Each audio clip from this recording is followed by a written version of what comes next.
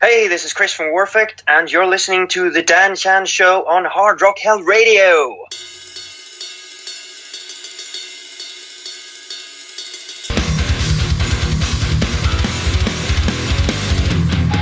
Hey Kris, how are you? I'm fine, thank you. Thanks for having me. No problems at all. So, Warfect have just released your awesome album, Spectre of Devestation. Great work, man. How's it been received up to now? Thank you. Well, luckily it's been overwhelmingly positive, I think. Yeah, so for sure. So we're very pleased with the response. Yeah.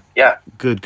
And it's everything you want to hear from a thrash album. It hits all the right spots. How do you go about writing and recording? Well, we are do-it-yourself bands. We tend to do as much as we can ourselves when it comes to the recording and the production of the album, and also the production of the music videos. Yeah. Fredrik is usually writing all the music, and I'm writing the lyrics for the songs. So we write music like he sends us a file. Yeah. With multiple guitars and virtual drums. Yeah. So it's usually a complete song without vocals, and then we rehearse it and move around stuff and Cool. and Do you have a lot? It sounds like it's a kind of music that I can imagine you having a lot of fun recording and playing with, right? yeah, absolutely. Yeah, Yes. sure. So with you're writing the lyrics. What themes do you go for when you're writing? Well, I'm usually writing about stuff that interests me. So almost all my lyrics are about true events. Yeah. So I'm into historic events like wars and dictators, and it's usually pretty grim. Yeah, good. Well, yeah, we need that. but yeah, it's usually about true historic events, things that really happened. Yeah. So do you have an interest in history then? That's what comes through to you? Yeah. That's pretty cool. Absolutely. Cool. So how do you think this is your third album, right? Yep. So how fourth, actually. Fourth? Yes. So we released an album in 2009. Ah, right. But this album is very different from the following albums. So it's a B-tuned, clean vocals kind of album, it's not really a true Warfect album. So, because how do you think you've evolved as you record more albums? Are you becoming more savvy in the studio? I mean, how do things work with you guys like that? Absolutely, and since we do everything ourselves, Fredrik is the sound guy, and he's learning as we go, and he has really evolved with the production, and we have evolved as musicians as well as music creators. Yeah. So yeah. And you say you do everything yourself, but I believe you had no other than legend Flemming Rasmussen involved in the album. How did that come about? Oh yeah.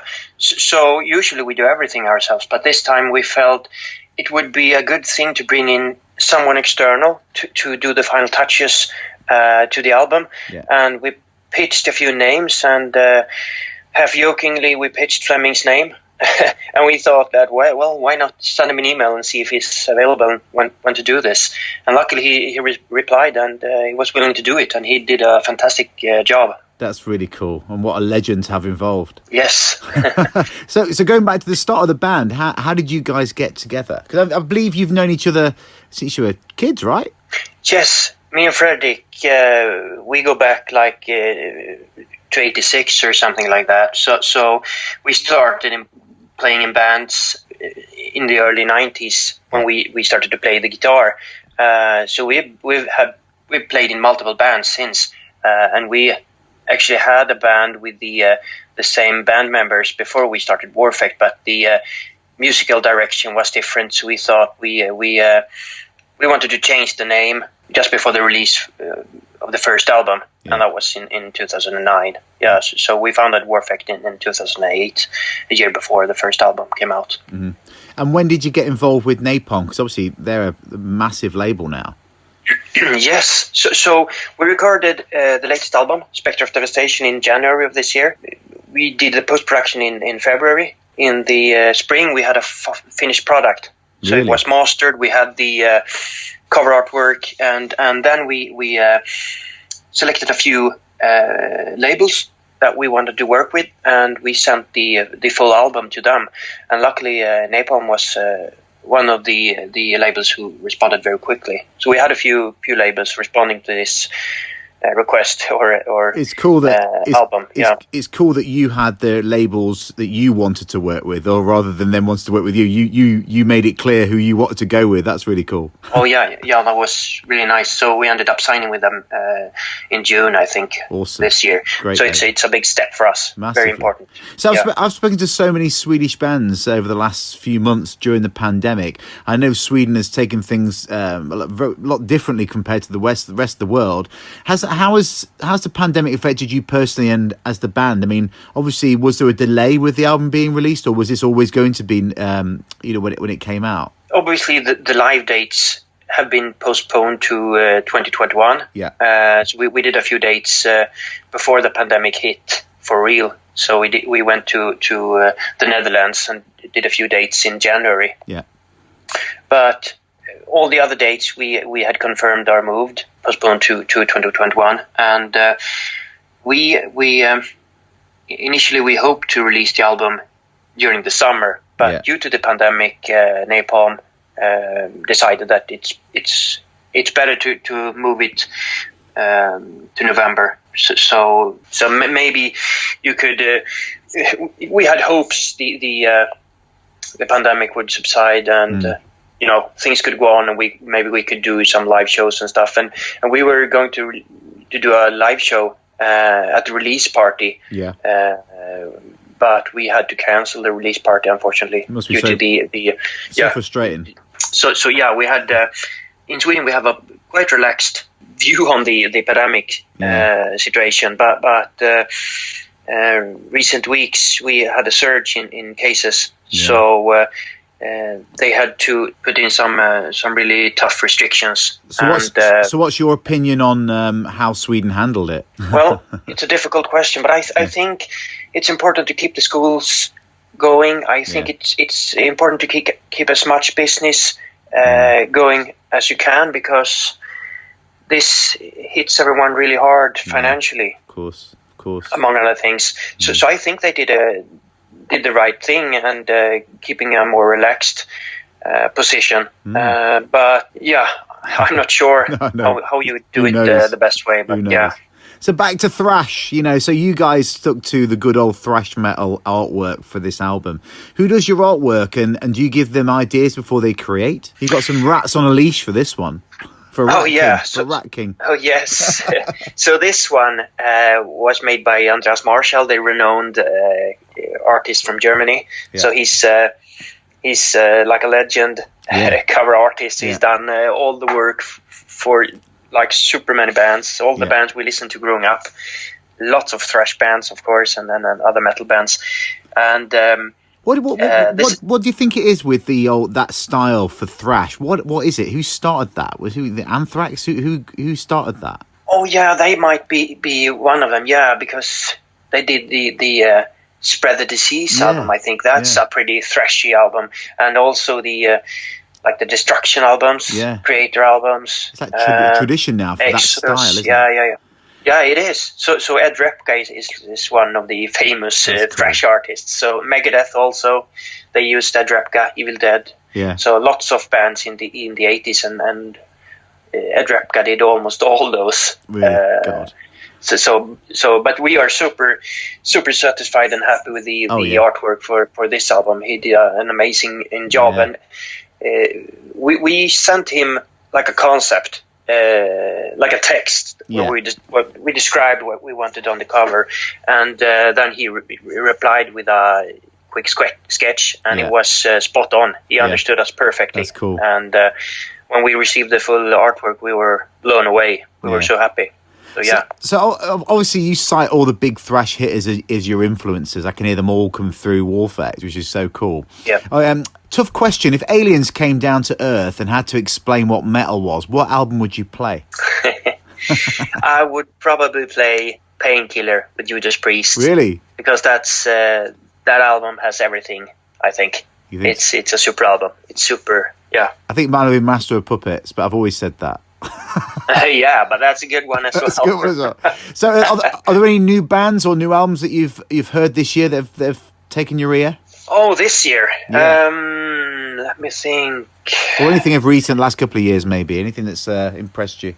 So I do listen a lot to thrash metal, obviously, and we have a Swedish band called FKU, which released an album called 1981, which is super. Really? So it's a thrash album.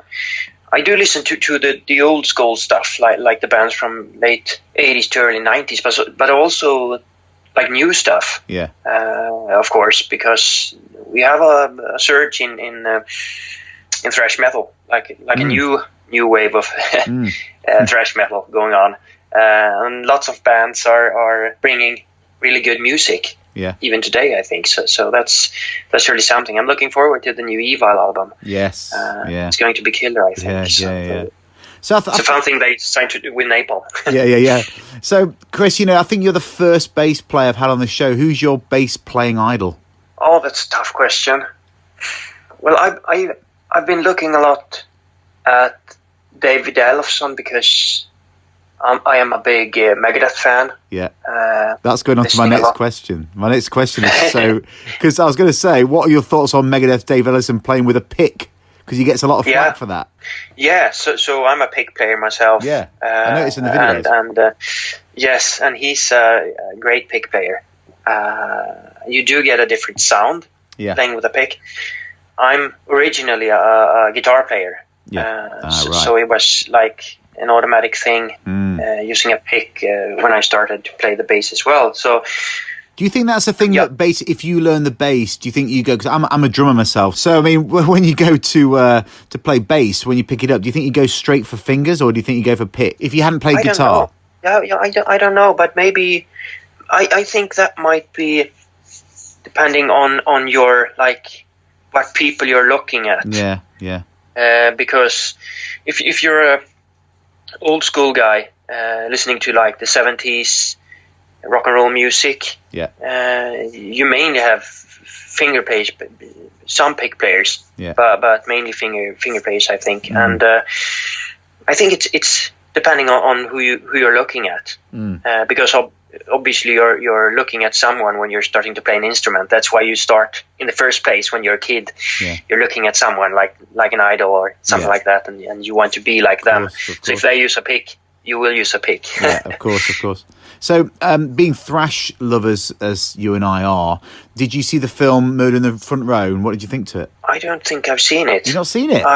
You've got to see it. Don't think so. The history, the documentary about the Bay Area thrash scene, it's brilliant. You've got to check that out. Oh, I have to do it. Really? I think I saw the trailer. Yeah, it's really good, really worth watching. You've got to check that out, promise me. Yes, absolutely.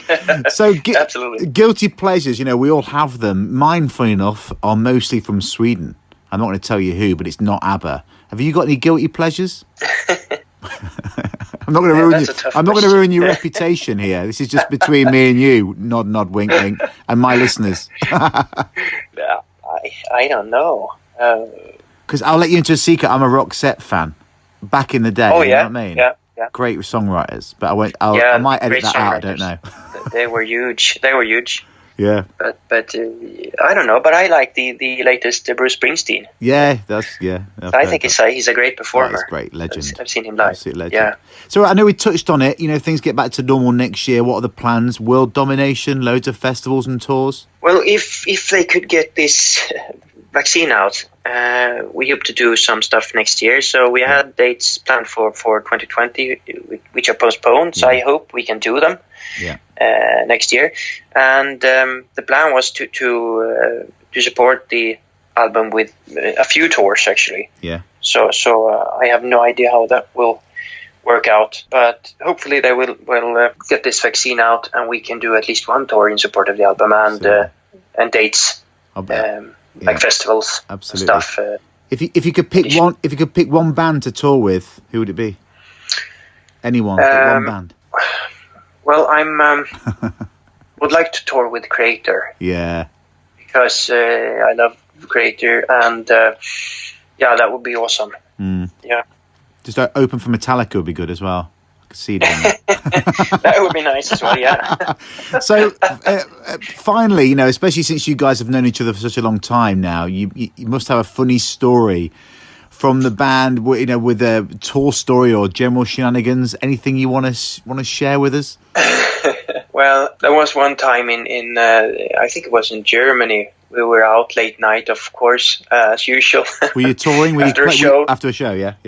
Yeah, we were touring. So I don't remember exactly where it was, but I think it was in Germany, somewhere. So we were at a place drinking a few beer.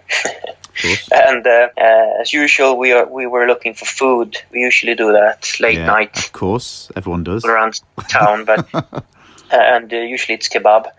And then we found a place, and Manne bought a kebab. And walking home, he continued eating, and then he needed to pee.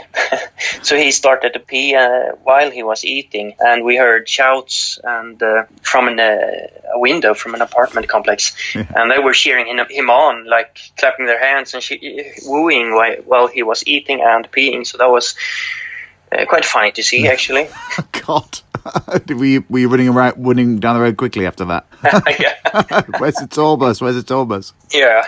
Well, cheers, Kris. Thanks so much for joining me on the show today. I really appreciate it. Take it easy, and I hope to see you on the road as soon as we get going again. Yes. Hope to see you too. Thanks for having me.